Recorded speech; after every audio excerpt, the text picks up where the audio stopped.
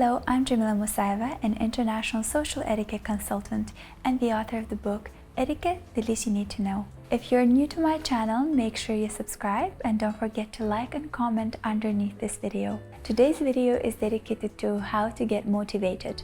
A lot of you have been asking me about this in the comment section, as well as DMing me on Instagram asking where do I get more motivation and how do I keep my motivation going.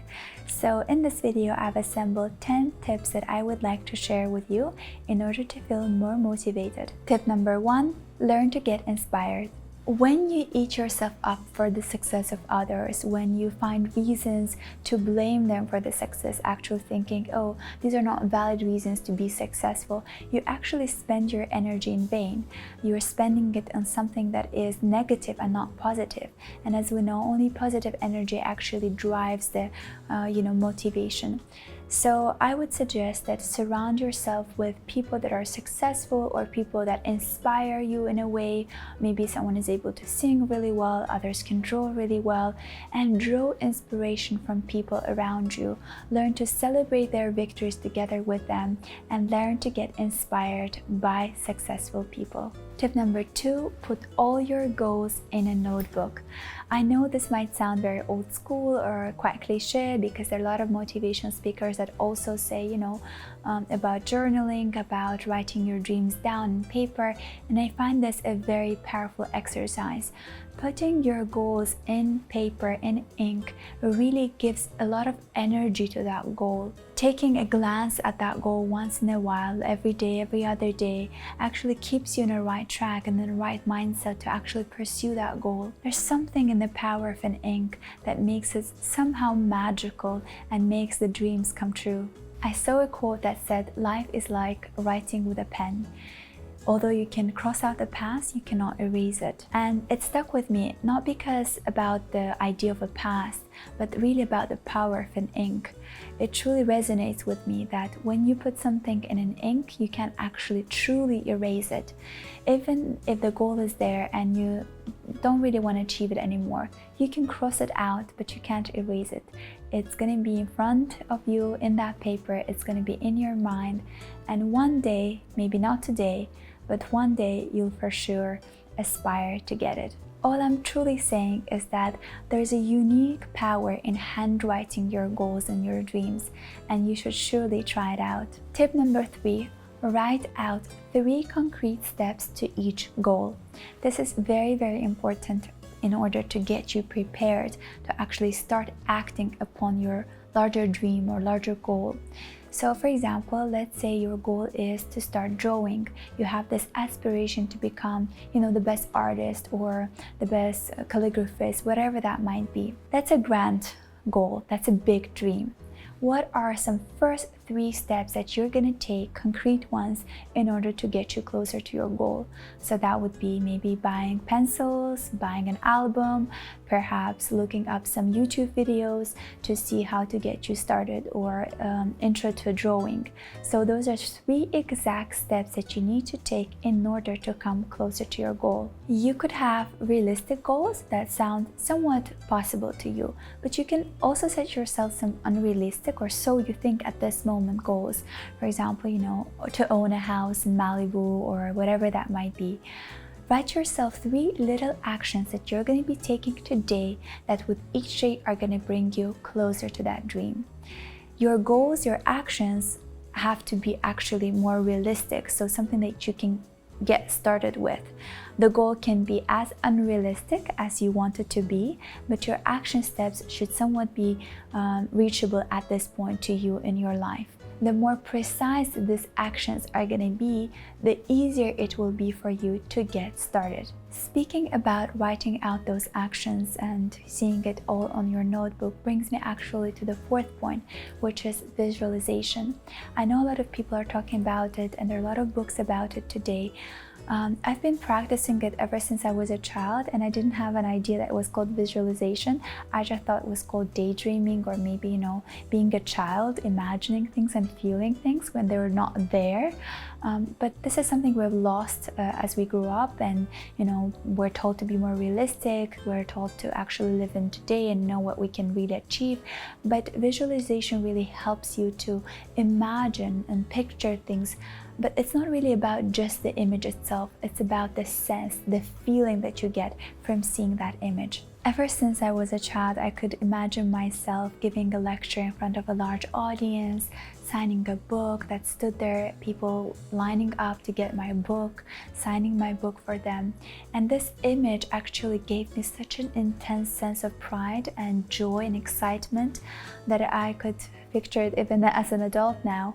So when I was writing the book, every time I remembered this image, it gave me such real emotions, real feelings, that it kept me fueled for days and days to actually keep on writing the book. The stronger, the more colorful and brighter the images in your head, in front of your eyes, the stronger is the sentiment in your gut, the more likely it is that it's going to provoke an action from you. Tip number 5, distinguish between lack of desire and lack of energy. For me, it was an important exercise that I've been doing when I have to do something that I don't want, and I need to find out, why is it that I don't want to do it? Is it because I lack the desire, or is it because I lack the energy? Lacking a desire is a sort of a mental state. You lack a desire, you don't feel inspired, don't feel motivated. You can work on that. You can go back to tip number 4, visualization. Or for me, it's going through my comments on YouTube video, for example, reading your feedback, and then watching the videos of other YouTubers on the days when I feel like I don't want to shoot any videos.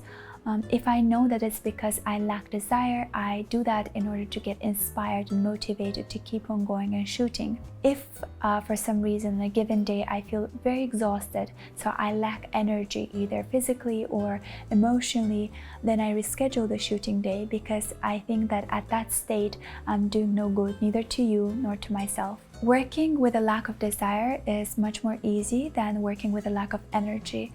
When you lack the desire, you can just think of yourself, you know, go back to point 4, visualize. Think, how would that make you feel to get that goal or dream of yours? How would that make you feel inside? That feeling always gets back, you back motivated and fueled with energy and excitement to keep on going. Whereas with a lack of energy, it's much more difficult to work. You have to give yourself some rest, maybe relax, maybe, give yourself a little treatment here and there in order to feel much more energized. I would suggest, when you lack energy, be easy on yourself, let yourself relax, and when you have that energy back, then you can keep on going. Tip number 6, acknowledge and applaud your little steps that are the building stones for your ladder that will take you up to your goal and dream. I use a lot of visual images to help you remember this, but really we get fixated so much on the goal that you forget to acknowledge and really appreciate yourself for all the little steps that you have taken in order to come closer to your goal and your dream. Overlooking these steps and not appreciating them will actually burn you out quickly. You'll always have that sense that you're not enough, or you're not doing enough, or what you've done is not enough, and that's a really bad state to be in if you want to feel motivated. But if you acknowledge those little steps, you're going to feel more accomplished, you're going to feel better about yourself, and that in its turn is going to give you more energy to accomplish even more. I want to give my personal example. I have this dream or the goal to build a stronger body, and though I look fit, I'm not very physically fit, so it's very difficult for me to work with weights or to actually do certain exercises more than 10 times. So it's a challenge for me, and I accept that. And throughout this whole time that I've been working out, I'm trying not to get fixated on what I want my body to look like. Instead, I think about how has it become stronger.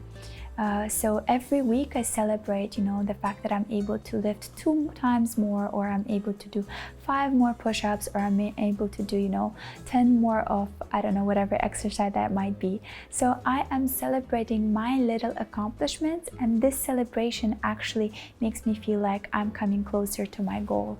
Tip number 7, share your dream or your progress with someone else who's close to you. Someone who can be there to be guiding you through the process, or who can hold you accountable for your idea or your goal, your aspiration.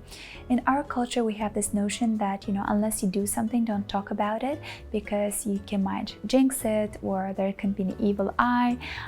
So I do believe partially in that. I would rather talk of my accomplishment rather than just talking about my dreams nonstop without actually even taking the first step. So I'd rather talk what I've done than what I've aspired to do.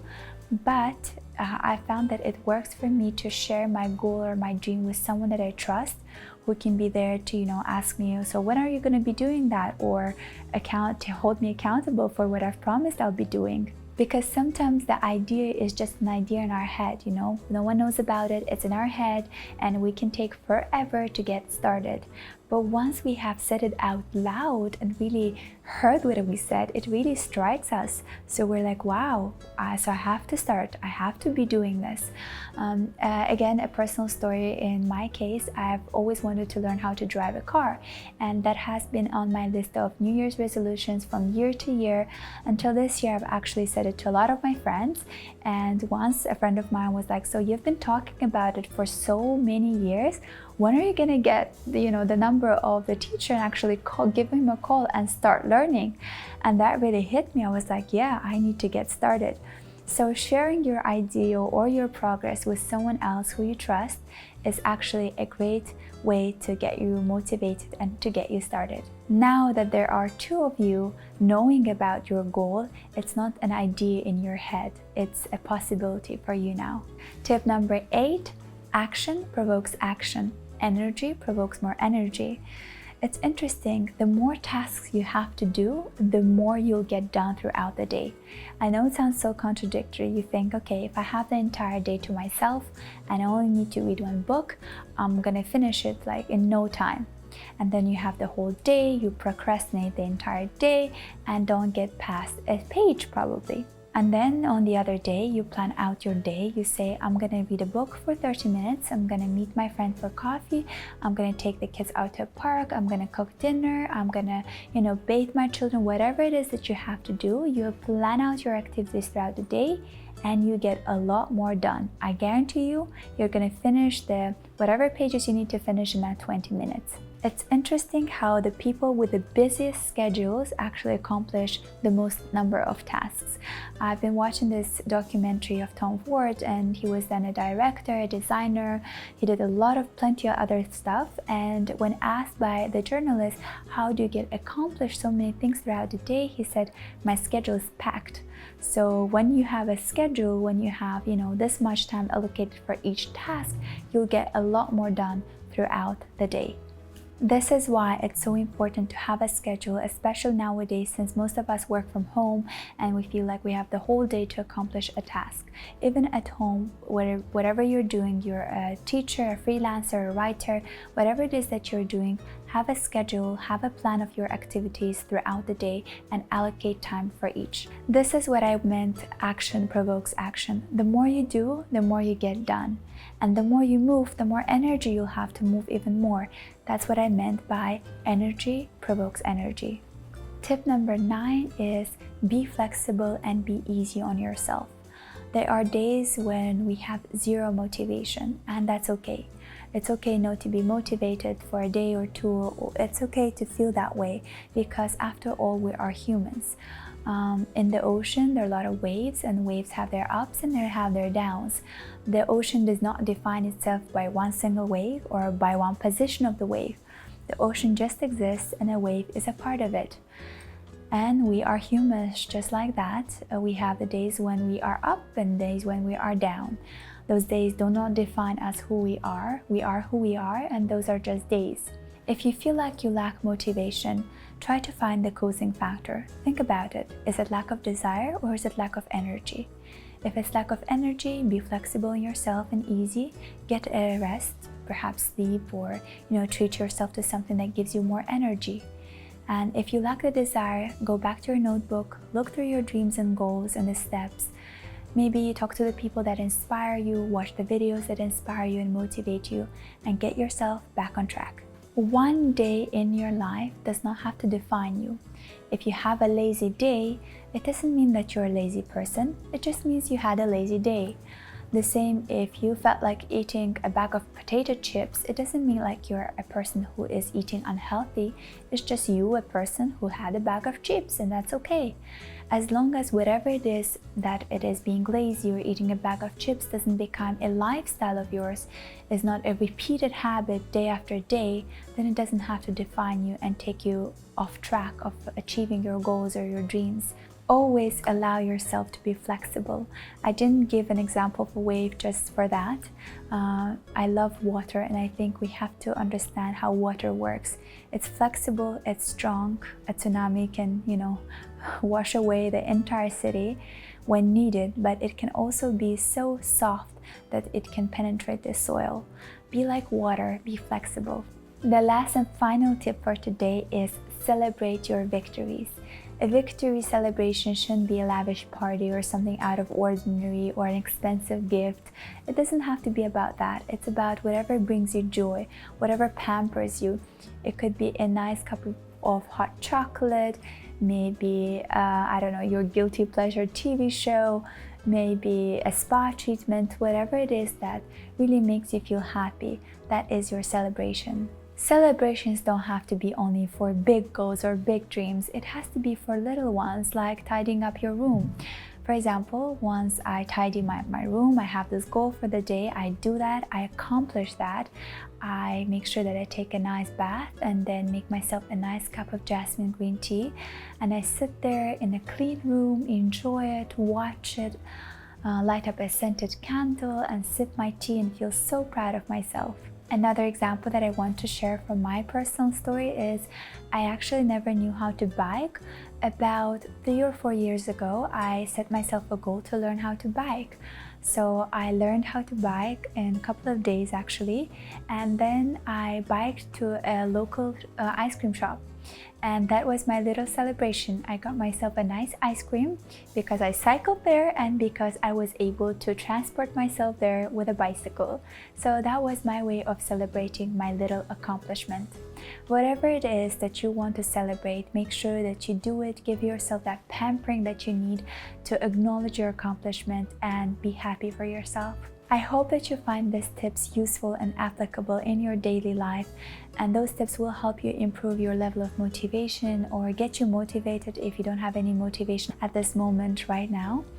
I just wanted to let you know that, I'm a human as well. I'm not always motivated to do what I'm doing. Sometimes I just make myself do it, and as I celebrate my accomplishment, I feel more energized and I feel more motivated to do even more. So be kind to yourself, be gentle on yourself, and understand that life has its ups and downs, and it's okay to have dull days and it's okay to have great days. Thank you so much for watching this video, and please make sure to let me know what are some topics that you would like to hear more about, and I'll be more than happy to film more videos for you. Thank you for watching, and I'll see you in my next video. Bye!